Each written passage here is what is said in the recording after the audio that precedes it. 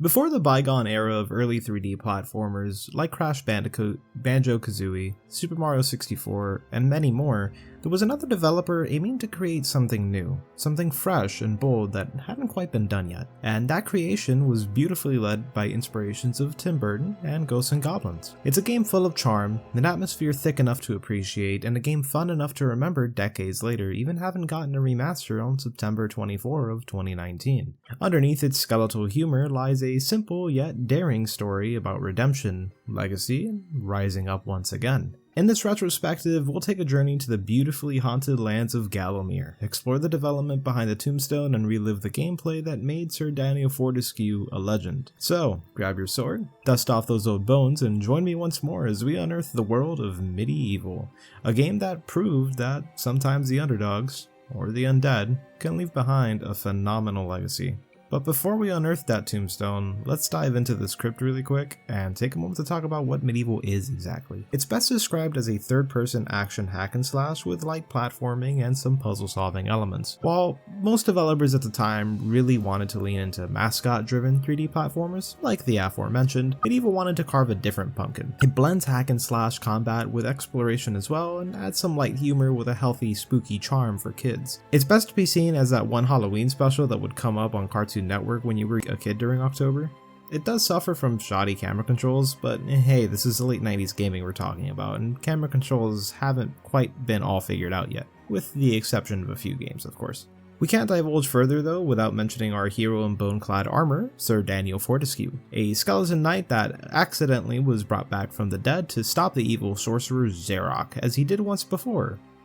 Or did he? The game takes us through multiple levels such as Scarecrow Fields, Cemetery Hills, Pumpkin Gorge, and many more. I'll admit this wasn't a game I had growing up, but I saw pictures of it everywhere, and I really do recall begging my mom one day to buy me the game when I saw it on the store shelf. But she saw the skeleton on the cover and decided against it, as I really didn't handle horror all that well as a kid. But I'm older now and I can play the games myself, so let's see what this is about. But before we get into the nitty-gritty gameplay bits, let's talk about one of my favorite subjects, development. MediEvil's development cycle began around 1995 in Cambridge, Europe by the developers Millennium Interactive. Creative director Chris Sorrell created the original concept for MediEvil based off of an inspiration from both Capcom's Ghosts and Goblins and Tim Burton's A Nightmare Before Christmas. While the development had continued, lead artist Jason Wilson had pushed for more of a Zelda RPG influenced direction instead of the original arcade concept that was thought of. Millennium at the time were having financial difficulties, so they needed help of a publisher if they were actually planning on releasing the game. And so they sent demos to Sony, who at the time were impressed with the progress of the game, signed on for MediEvil to be a PlayStation exclusive title. The developers wanted to have a unique lead character since at the time, games had a very huge mascot attraction, while others went for fuzzy lovable characters. Millennium actually wanted something different, something that would actually stand out a little bit more than the standard fuzzy things that we've been seeing. Ultimately, this actually led to the creation of Sir Daniel Fortesque. Scriptwriter Dr. Martin Pond created the backstory for this daring hero, the idea that Sir Daniel would have been a failure in his lifetime, whose reincarnation would have been the ultimate shot at redemption. Later in 1997, Sony would acquire the development team at Millennium, and while this acquisition eased the financial burden on the team, this was still their first shot at a 3D title. During this time, Sony had just released the analog controller and had thus specifically requested Millennium to make MediEvil support the new controller. And due to this change, the development team had a much easier time actually making the controls feel more fluid and intuitive. The fact they'd be able to control the camera and the character meant they didn't have to worry about having to use a fixed camera angle or a less natural camera system. The soundtrack of the game was composed by Paul Arnold and Andrew Barnabas. Both of these guys have worked on some big stuff like Friday Night Live and F1 Manager. They were tasked with creating something that gave the feeling that The Nightmare Before Christmas did. Something whimsical yet eerie. Likely inspired by Danny Elfman's work from The Nightmare Before Christmas once again. Beetlejuice, Edward Scissorhands, I would say most if not all of the tracks in MediEvil really match that twisted fairy tale style sort of vibe. Like a Halloween that never ends, and like with many games, music only adds to the experience, and it gives a game the soul that actually ends up being what many people remember it and feel nostalgic for. Upon release of October of 1998, the game actually received a range of reviews reflecting both its innovative charm and some technical shortcomings. IGN gave the game a 5.9 out of 10, noting issues with camera control and gameplay mechanics that they felt had maybe retracted from the overall experience. On the other hand, Push Square had highlighted highlighted the game's unique gothic atmosphere and giving it a more favorable score of 7.7. Despite a rather mixed reception, MediEvil has maintained a dedicated fan base over the years and has a distinctive blend of spooky Halloween aesthetics with a quirky story that solidified its status as a cult classic in the PlayStation library. As the game begins, the opening cinematic tells us all that we need to know. Once hailed as a hero of Gallowmere, Sir Daniel Fortesque supposedly led the charge against the evil sorcerer Zorak, only to be struck down by the first arrow that was fired. Dan never truly was the champion they made him out to be, and now, 100 years later, Zorak has returned, bringing the dead back to life and spreading darkness across the land. By sheer accident, or maybe some form of divine irony, however, Sir Daniel was resurrected as a skeletal shadow of his former self and given another chance to live up to the famed legend, but this time to do it right. From the very first level, the graveyard delivers a strong atmosphere. Mist rolls across tombstones and eerie choir voices hum in the background. Dan's clunky, stumbling animations immediately hint at the kind of journey we're setting ourselves up for. It's not the graceful heroic comeback, but rather an awkward, goofy, and charming experience. We're handed a sword and shield and we're let loose to explore. While there is this gargoyle on the wall that comes up every now and then that can explain the controls or give you hints, the game doesn't exactly toss you into a tutorial. It just lets you walk around and explore at your own pace. I actually love when games do this. Let me figure out the controls and explore stuff at my own pace without any handholding. In every level, we can pick up a chalice after defeating a certain number of enemies, and these chalices can be used at the Hall of Heroes to give us new items and methods of progression. It's typically pretty imperative that we pick these up, as it makes progression throughout the game much easier.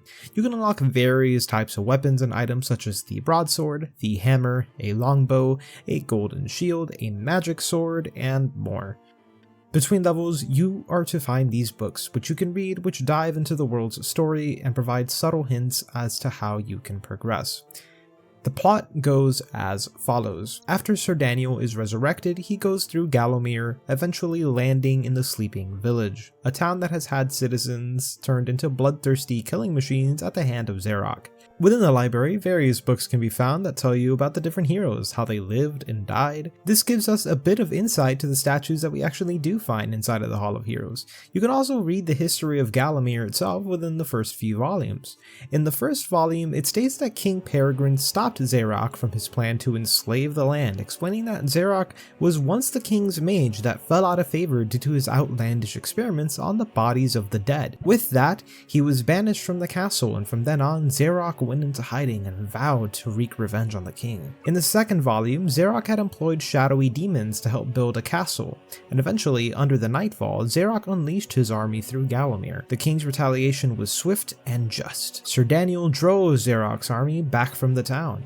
And then in Volume 3, Zorak's army had taken the Floodlands and began his march to overrun the Enchanted Forest. However, Sir Daniel led the king's militia to rid Zorak, yet his cunning was prepared and had an ambush ready, and he almost won, if it wasn't for Fortesque, who led the charge, felling his bodyguards, and eventually Zorak, who fell to his mortal wounds. Sir Daniel slayed the evil sorcerer with a mighty sweep of his sword, and in the final volume, the forces of evil were claimed to be destroyed. The price?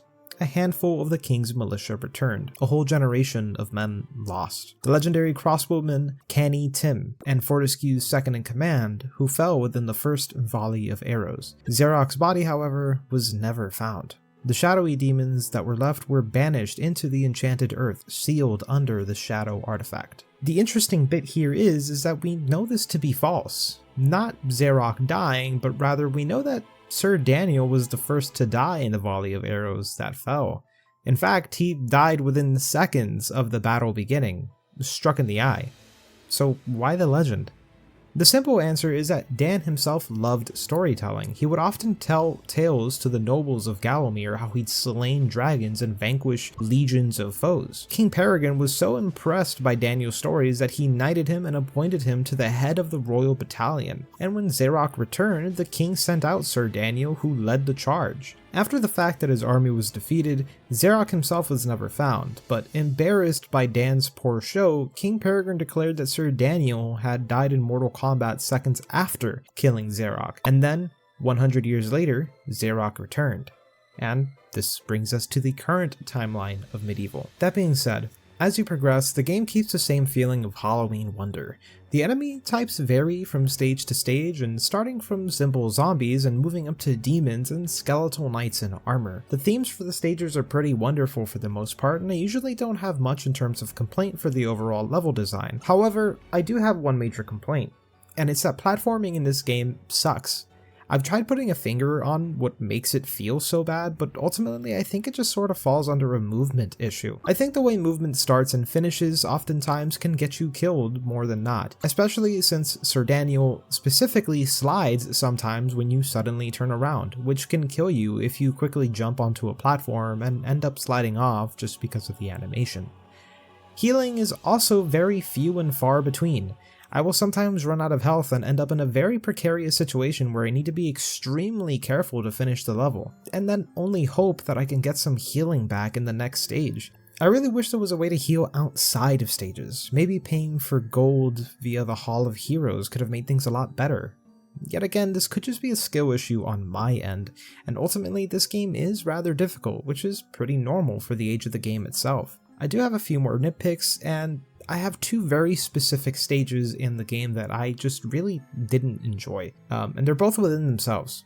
So we have the Enchanted Earth stage, and then the Anthill mini level within the Enchanted Earth, and both are just bad, like really bad. I genuinely did not enjoy having to sit through this level in the slightest. I'll start with the Anthill, as that is something you do pretty early on in the game. And you start the level by approaching the Witch Cauldron and using the talisman to summon the witch. She shrinks you and sends you off into the anthill to get her fairies back, which have somehow been trapped by ants. The biggest issue in this level are the wall textures.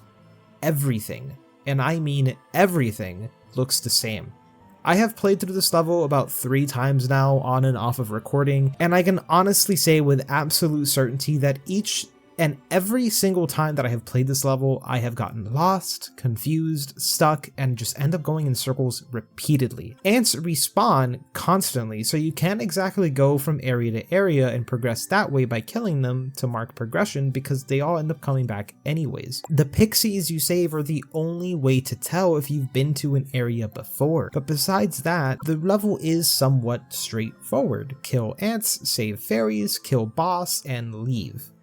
But unfortunately, I just feel they missed the mark with it. Now for the actual Enchanted Earth level, the level itself is flooded with frogs that the auto-aim can barely track correctly, and they spit at you pretty frequently, so they will chip away at your health or shield. The plants in these levels also spit these pellets at you, so there are quite a lot of projectiles going on for the most part. There are 2 random platforming sections here, one is less annoying than the other, but again, you have the issue of sliding off of the platform, which when you drop, as in almost every case in this game, whenever you fall into the water, this leads you into losing an entire health vial.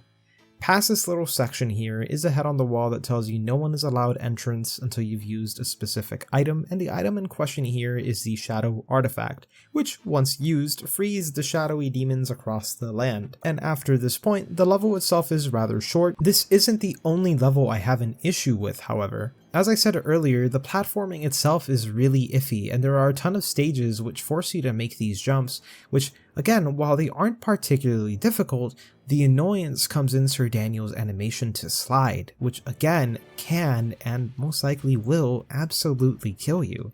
And this wouldn't be as much of a problem if it wasn't to the fact that you will lose an entire bar of health. It makes it extremely punishing and pretty frustrating if you continue to fall or have to restart the entire level because you fell one too many times. Making the health you do get in the level feel kind of pointless because you might slide off anyways and lose any amount of healing you just received. 2 levels of note here are specifically the Pools of the Ancient Dead and the Lake. Both of these are filled with platforming areas that are punishing. If you mess up a jump, it's relatively easy to end up falling, losing an entire health multiple times, and just, again, I mean, you just have to end up restarting the level. It's just pretty frustrating, and I think it would have been a lot better if it didn't have those features. or maybe there were drawbridges that could be put down and make the level easier to traverse through. I'll hold my criticisms aside, there were some levels I actually really did enjoy. The Crystal Cave had to probably be my favorite level of the game. Again, little to no platforming, and it focused on combat and exploration, something I genuinely feel the game could have used a lot more of. In this level, you can also knock out a dragon in a rather unique fashion. When you use the club or the hammer and miss an attack, it hits the floor, causing the screen to shake. Developers uniquely use this as the method of killing the dragon. By slamming your hammer down onto the floor, you can drop these boulders which will land on the dragon's head and eventually knock it out by giving you the dragon armor weapon. The rest of this cave was full of enemies breaking out of crystals and a whole lot of hack and slash goodness. I also enjoyed the Gallows Gauntlet level, another shorter level with zero platforming involved and a whole great deal of using the weapons that you've acquired along the way to make it through the level itself. It's also here you need to use the dragon armor to make it past the dragon gate so that you can finish the level. It's also here where I'll have my final critique on the game.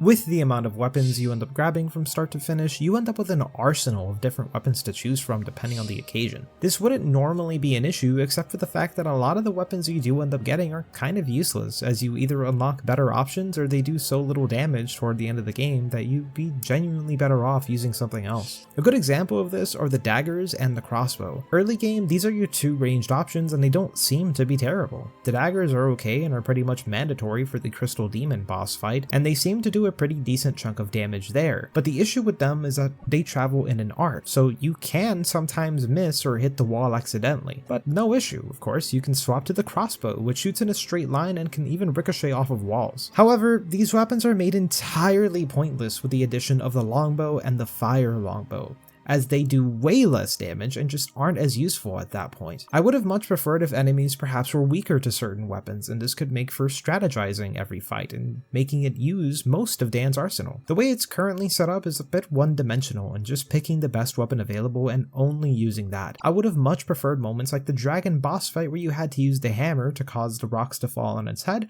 or something similar could have been applied to the general use of weapons to enemies. Say that an enemy requires you to use the hammer to knock them upside down and then swap to your sword and swing away to defeat them.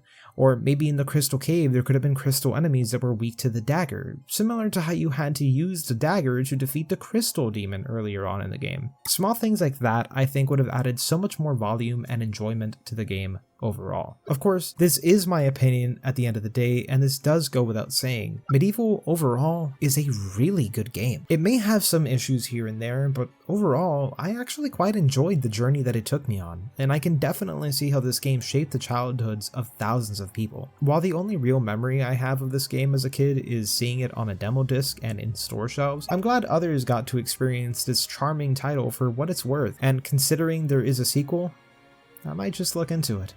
But who knows, maybe the return to Gallowmere might be worth a new adventure. With that said, thank you so much for watching, and as always, have yourselves a damn good one.